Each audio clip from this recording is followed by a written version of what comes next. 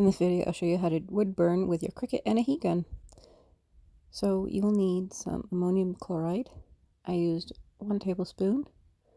I get this off at Amazon. And a little bit of warm water and thicken up to make it to a thicker paste. Now you keep mixing up until it's the right consistency. And if it's not thick enough, just keep adding the thickness up and clear. I also got that off Amazon.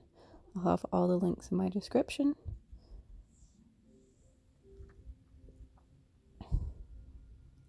So you want it to be kind of like thick paste.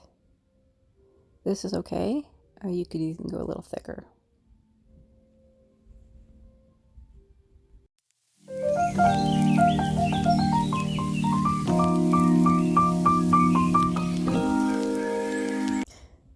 Now you can add your stencil to your wood, and then you're going to brush on your paste. The very thin layers. I only did about 1-2 layers depending on certain areas. And you want to put it on evenly. You don't want no chunks. And then you're going to let it dry.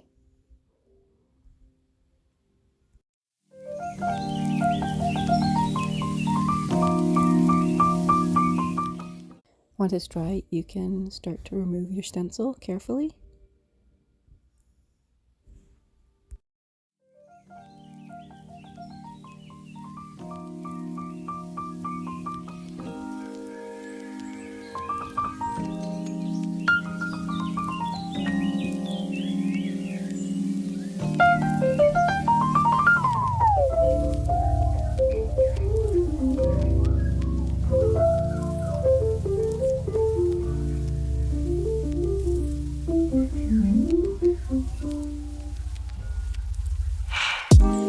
As you see, as it dries, it turns like a milky.